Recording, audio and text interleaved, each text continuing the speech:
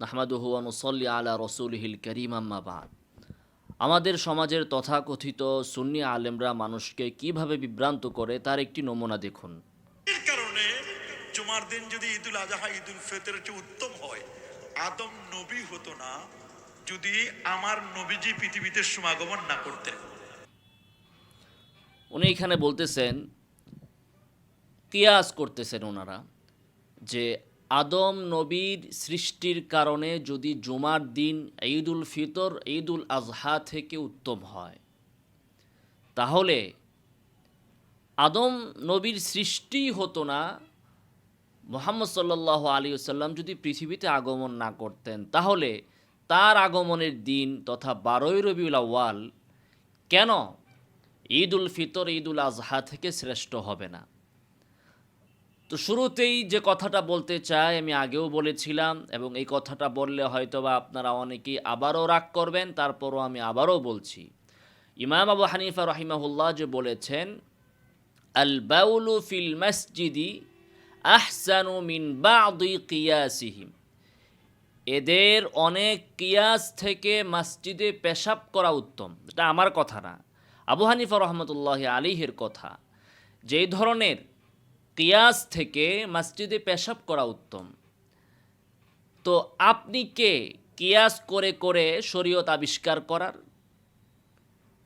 প্রথম এবং শুরুতেই আপনাদের এটাই তো ভুল যে আপনি কিয়াস করতে গেছেন কেন?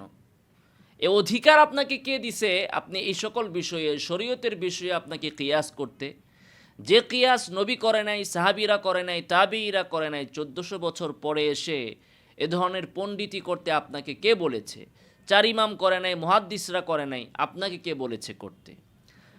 এরপরে আসুন তাদের দেখি কিয়াসটা কেমন। বলতেছে যে আদম নবীর সৃষ্টির কারণে যদি শুক্রবার দিন, আদম নবীর জন্মদিন শুক্রবার দিন যদি ঈদুল ফিতর ঈদুল আজহা থেকে শ্রেষ্ঠ হয়, তাহলে মুহাম্মদ সাল্লাল্লাহু আলাইহি ওয়াসাল্লামের জন্মের দিন কেন ঈদুল ফিতর ঈদুল আজহা থেকে শ্রেষ্ঠ হবে না? অথচ মুহাম্মদ সাল্লাল্লাহু আলাইহি ওয়াসাল্লামের আগমন না ঘটলে আদম আলাইহিস সালাতু ওয়াস সালামের জন্মই হতো না। তো প্রথম কথা হচ্ছে, আপনি যদি বলেন যে আদম আলাইহিস সালাতু ওয়াস সালামের জন্মদিনের কারণে শুক্রবার দিন শ্রেষ্ঠ, এটা একমাত্র কারণ নয়, আরও কারণ আছে। এবং আদম আলাইহিস সালাতু ওয়াস সালামের জন্মের কারণে যদি আপনি বলেন যে শুক্রবার দিন শ্রেষ্ঠ, সেজন্য আপনি যদি মুহাম্মদ সাল্লাল্লাহু আলাইহি ওয়াসাল্লামের জন্মদিবসকে আপনি শ্রেষ্ঠত্ব দিতে চান, তাহলে আপনি সোমবারকে দেন। 12ই রবিউল আউয়ালকে কেন দিতেছেন? মিলল কিভাবে? আদম আলাইহিস সালাতু ওয়াস সালামের কারণে প্রতি সপ্তাহে তার জন্মদিনকে শ্রেষ্ঠত্ব দেওয়া হচ্ছে। আপনার ভাষায়, আপনার বিবেচনায় যে প্রত্যেক সপ্তাহে আদম নবীর জন্মদিনকে শ্রেষ্ঠত্ব দেওয়া হচ্ছে। তাহলে যে নবী সৃষ্টি না হলে আদমের সৃষ্টি হতো না, তার জন্মদিনকে কেন আপনি বছরে একবার শ্রেষ্ঠত্ব দিচ্ছেন? প্রতি সপ্তাহের সোমবারকে আপনি কেন শ্রেষ্ঠত্ব দিচ্ছেন না? তাহলে আপনি কি আদম থেকে নবীর ওজন কমাইছেন না বাড়াইছেন? আদমের কারণে আলাইহিস সালাতু ওয়াস সালাম প্রতি শুক্রবারের শ্রেষ্ঠত্ব, আর মুহাম্মদ সাল্লাল্লাহু আলাইহি সাল্লামের কারণে বছরের একদিন 12ই রবিউল আউয়ালের শ্রেষ্ঠত্ব। তাও এটা ওনার কিয়াস অনুযায়ী। তাহলে বলুন, নবীর শানকে বাড়াইলো না কমাইলো?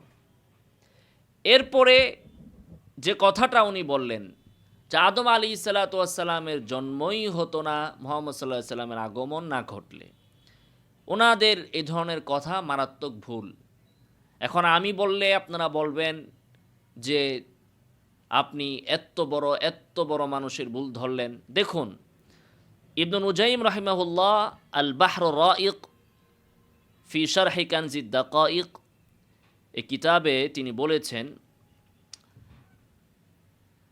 আহকামুল মুরতাদ্দিন কিতাবুস সিয়ারে মুরতাদদের বিধান সংক্রান্ত অধ্যায়ে, সেখানে মা ইউকাফফারু বিহি ওয়া মা লা ইউকাফফারু বি, কোন কোন কথা বললে মানুষ কাফের হয়, কোন কথা বললে মানুষ কাফের হয় না, ওই ধরনের অধ্যায়ে তিনি এনেছেন লাউলা নাবিয়ুনা লাম ইউখলাক আদম আলাইহিস সালাতু ওয়াস সালাম ওয়া হুয়া খাতাউন। এ ধরনের কথা যদি কেউ বলে যে আমাদের নবী সৃষ্টি না হলে আদম আলাইহিস সালাম সৃষ্টি হতেন না, তাহলে সে কাফের হবে না। তার মানে এই কথা বললে কাফের হবে কি হবে না সেই প্রসঙ্গ চলে আসে। তাহলে কথাটা কেমন? তো তিনি বলতেছেন ইবনে নুজাইম যে ধরনের কথা বললে যে আমাদের নবী সৃষ্টি না হলে আদম সৃষ্টি হতেন না, এই ধরনের কথা বললে কাফের হবে না, ওয়াহুয়া খাতাউন, কিন্তু কথাটা ভুল। এই কথাটা ভুল, এ ধরনের ভুল কথা বলা যাবে না। আল ফাতাওয়া তাতার খানিয়া এর 7 নম্বর খণ্ডের 308 পৃষ্ঠাতে এসেছে যে জাওয়াহিরুল ফাতাওয়াতে আছে হাল ইয়াজুজু আন ইউকাল লাউলা নাবিয়ুনা মুহাম্মদ সাল্লাল্লাহু আলাইহি ওয়াসাল্লাম লামা খালাকাল্লাহু তাআলা আদম। এই কথা বলা জায়েজ আছে কিনা যে আমাদের নবী সৃষ্টি না হলে আদম সৃষ্টি হতেন না।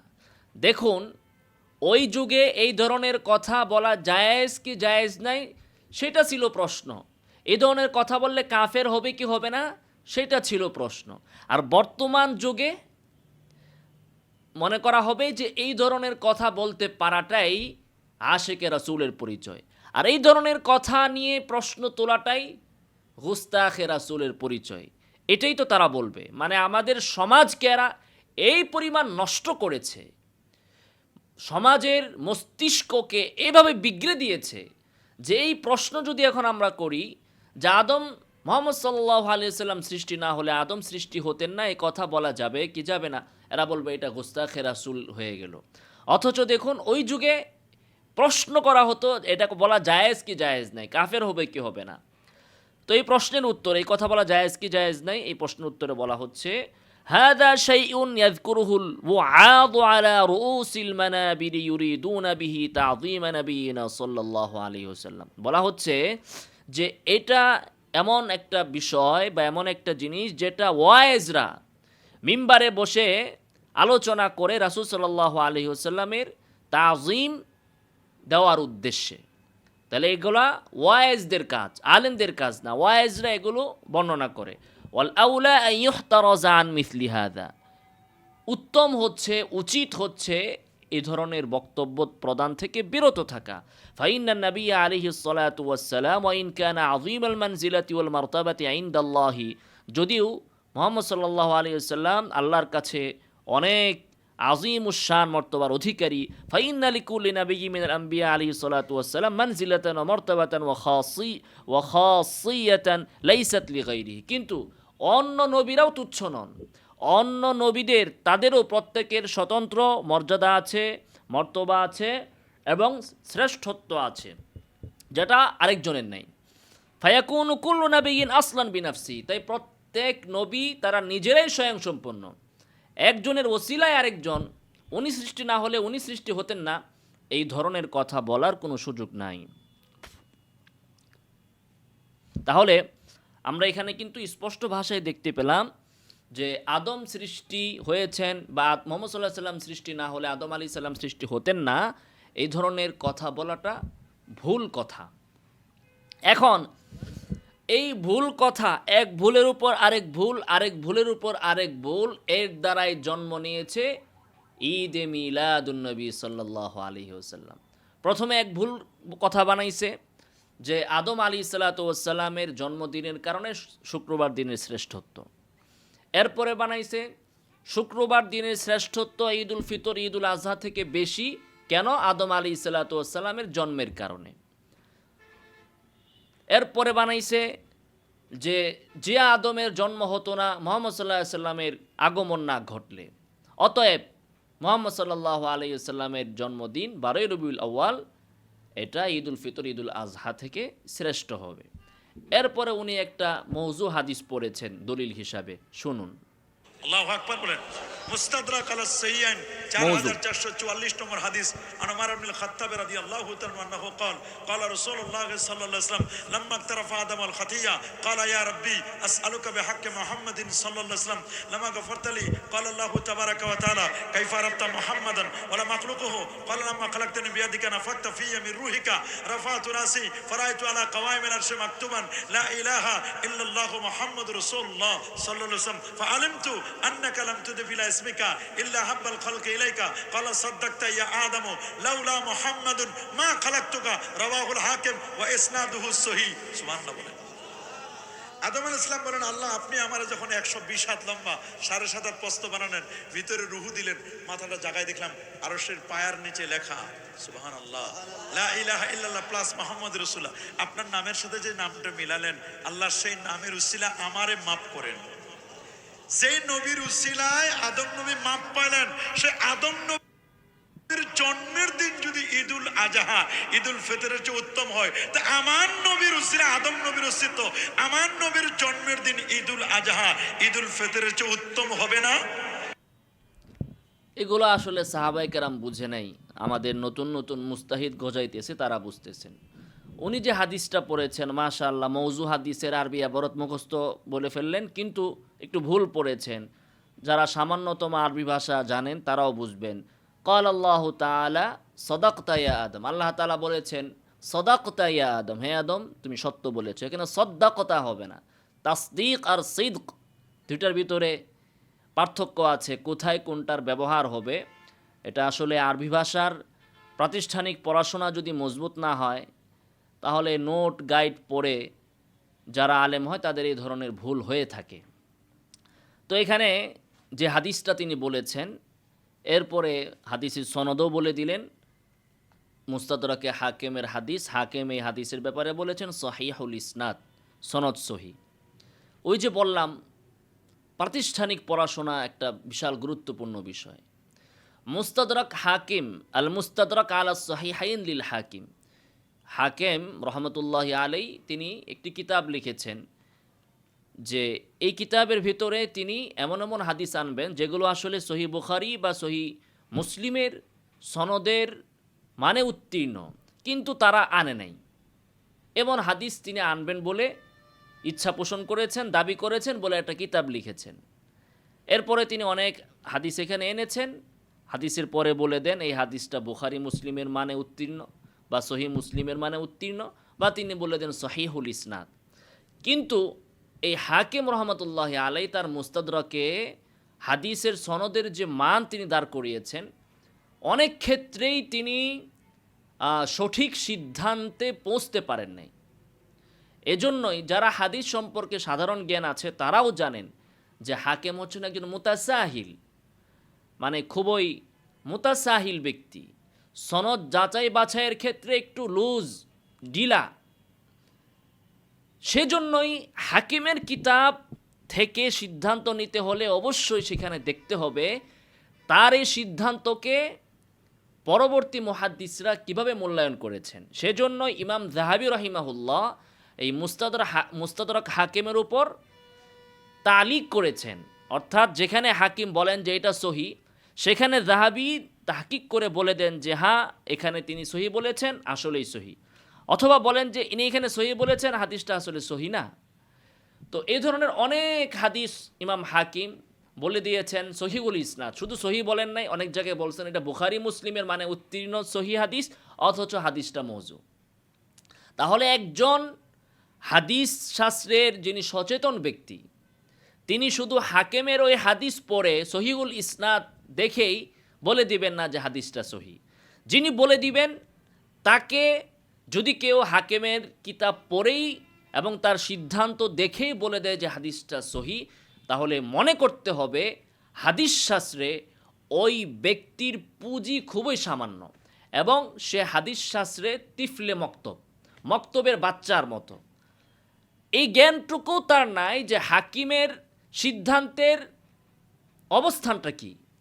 হাকিম সিদ্ধান্ত দিলে তার সিদ্ধান্ত কত জায়গায় ভুল হয়, কত জায়গায় সঠিক হয়, সেই খবর ওনার নাই।